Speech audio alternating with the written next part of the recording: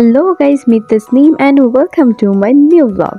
So চলে আসলাম সিলেটের vlog নিয়ে and আমার হাতে দেখতে পাচ্ছেন ট্রেনের টিকিটস। আমি অনেক এক্সাইটেড ছিলাম সিলেট যাওয়ার টাইমে বিকজ আমি ফার্স্ট টাইম ট্রেনে উঠবো and ফার্স্ট টাইম সিলেটে যাব। তো আমাদের ট্রেন আসবে 6:15-তে and আমরা একদম রেডি। এই ব্যাগটি আমি নিব। আর যেহেতু 6:15-তে আমার ট্রেন আসবে তাই যেন লেট না হয় তাই আমরা আগে উঠে রওনা দিয়ে দিয়েছি। আর আমরা ট্রেনে উঠবো এয়ারপোর্ট রেল স্টেশন থেকে। আর অনেক কষ্টের পর ট্রেনের টিকিট পেয়েছি, মানে ট্রেনের টিকিট পাওয়াই যাচ্ছিল না বিকজ এখন ভ্যাকেশন টাইম চলছিল। যেহেতু পূজার ছুটি চলছিল আমার কলেজ অফ, এর জন্য সাডেনলি একদম প্ল্যানটা হয়ে গেছে অ্যান্ড আমরা সিলেটের উদ্দেশ্যে যাচ্ছি। আর শুক্র শনি অফ থাকার কারণে এবার আমরা পূজার ছুটিটাও অনেক পেয়েছি।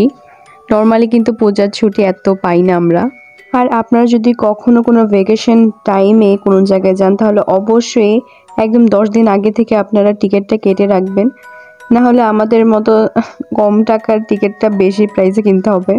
মানে টিকিট কাউন্টারে আপনাদের বলবে যে টিকিট নেই, বাট আপনারা যখন ডাবল টাকা পে করবেন তখন কিন্তু ঠিকই টিকিট পেয়ে যাবেন। আর যেহেতু আমরা 2 দিন না 1 দিন আগেই টিকিট কিনেছিলাম এর জন্য আমরা টিকিট পাইনি নর্মালিভাবে, এইভাবে নিতে হয়েছে।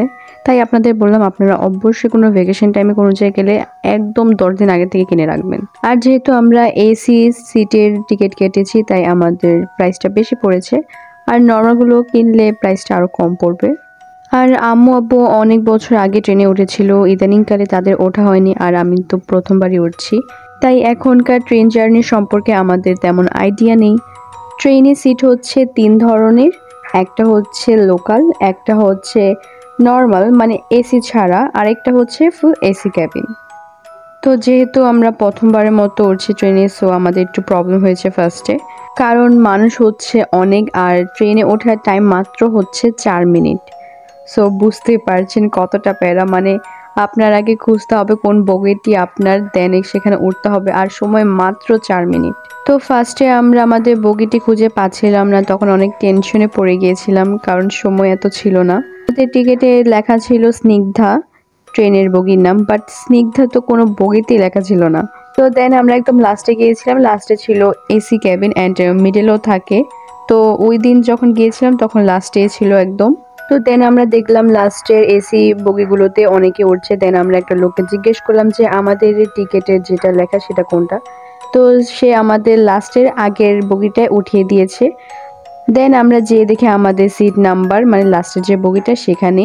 তো বগিতে উঠে আমরা সহজে আমাদের সিটটি পেয়ে গেছি অ্যান্ড পরে আমরা বুঝতে পারলাম যে এই বগিটি হচ্ছে এক্সট্রা বগি, যেটার নাম লেখা হচ্ছে স্নিগ্ধা, বাট এখানে লেখা নেই, বাট এটা এক্সট্রা বগি।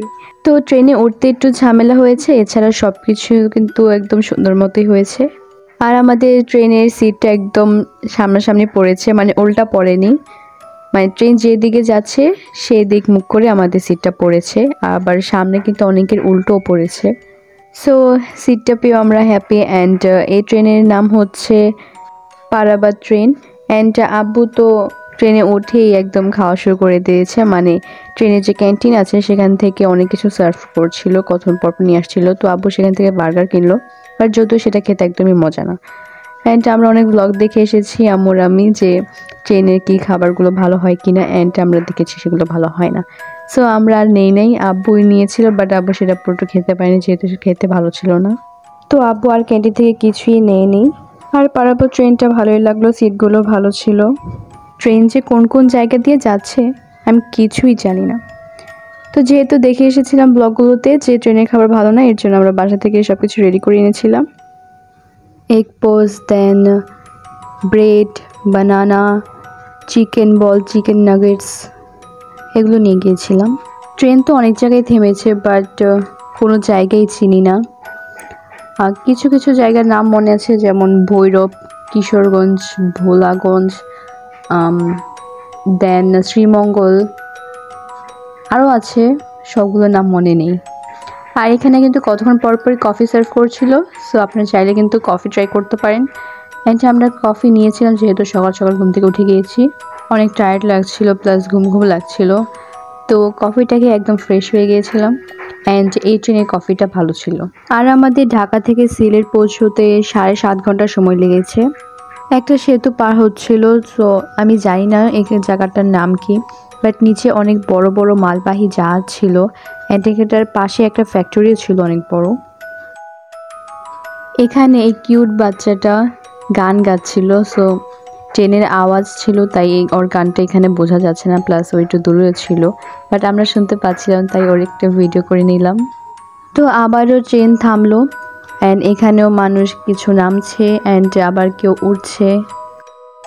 আবার ট্রেনের মধ্যে সামনের আন্টি আঙ্কেলরা অনেক সুন্দর গান গাচ্ছিল অ্যান্ড তাদের সাথে সাথে আমরা অনেক এনজয় করছিলাম। তারা অনেক বড় একটা গ্রুপ মিলে সবাই একসাথে বেড়াতে এসেছে অ্যান্ড তারা শ্রীমঙ্গলে নেমেছে। আসলে দূরের ট্যুরগুলোতে ফ্যামিলির সবাই মিলে গেলে খুবই মজা হয়। আর আমরা এমনিতেও দূরে কোনো জায়গায় গেলে সব ফ্যামিলিরা মিলেই সবসময় যাওয়া হয়, বাট এবারই হয়নি। যেহেতু আমি সাডেনলি ছুটি পেয়েছি তাই হঠাৎ করে ট্যুর দেওয়া হয়েছে, আর আমার ভাইয়ের এক্সাম ছিল তাই তার আসতে পারেনি। আর যেহেতু আমার এসএসসি পরীক্ষার পর অনেক ছুটি পেয়েছিলাম, বাট তখন কোথাও যাওয়া হয়নি তাই আমরা চলে এসেছি। তো মাঝে মাঝে এই দূরে কোনো জায়গায় ট্যুর দেওয়া উচিত, তাহলে মাইন্ডটা ফ্রেশ হয় আর জীবনে আনন্দেরও খুবই দরকার। আর এখানে কিন্তু আন্টিদের গানের সাথে সাথে আমার আম্মু গান গাচ্ছিল। তো নিজের বাসা ছেড়ে ঢাকা ছেড়ে নতুন একটি শহরে যাচ্ছি, নতুন একটি শহর দেখতে যাচ্ছি, তো সত্যি খুবই ভালো লাগছে। ট্রেনের ক্যান্টিন থেকে চিপস বিক্রি করছিল, সো আমি চিপস নিয়ে নিলাম। এই জায়গাটি থেকে কিন্তু এখনই পাহাড় একদম দেখা যাচ্ছিল।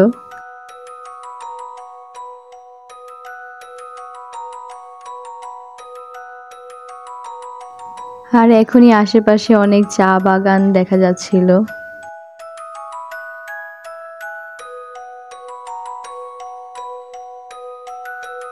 তো সামনের আন্টি আঙ্কেলের যে গ্রুপটা ছিল তারা শ্রীমঙ্গলে নেমে গেছে, আরও অনেকেই নেমেছে, সো আমাদের ট্রেনটা কিন্তু একদমই প্রায় খালি হয়ে গেছে অ্যান্ড সামনে থেকে কিন্তু আরও মানুষ উঠবে, মানে যেমন মানুষ নামছে তেমনই আবার উঠছে।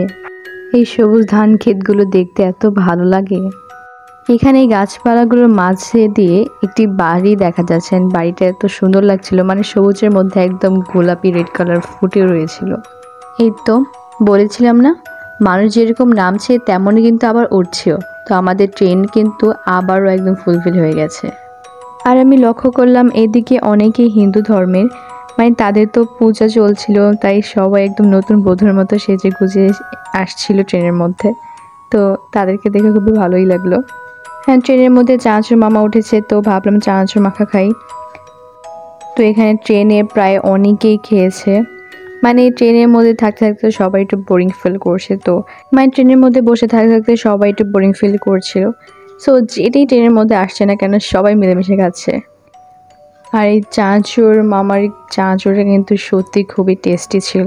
আমি আপনাদের ক্লোজ থেকে দেখাই তাহলে আপনারা বুঝতে পারবেন। তো এই যে দেখতে কিন্তু সুন্দর লাগছে তাই না, আর খেতেও কিন্তু মজা হয়েছে। আম্মু আর আমি একসাথে খাচ্ছিলাম।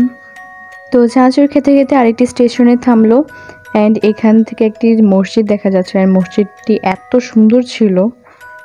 তো এই মসজিদটির ভিডিও ক্যাপচার করে নিলাম যেন আপনাদের সাথে শেয়ার করতে পারি। আবারও আরেকটি সেতু দিয়ে যাচ্ছে। তো ফাইনালি চলে আসলাম আমরা সিলেটে। তো দেখতেই পাচ্ছেন এখানে কত মানুষ, সামনে গেলে আরও মানুষ দেখতে পারবেন অ্যান্ড ওয়েদারটা কিন্তু ভালোই ছিল, একবার রোদ উঠে একবার নামে, তেমন একটা গরম ছিল না এখানে। তো আজকের ভিডিওটা তো আমার এমনি লং হয়ে গেছে, সো বাকিটুকু নেক্সট পার্টে দেখবেন। আজকের জন্য টাটা। আর আমার ব্লগটি যদি ভালো লেগে থাকে তাহলে অবশ্যই like, share, comment and subscribe করতে একদম ভুলবেন না। So see you soon.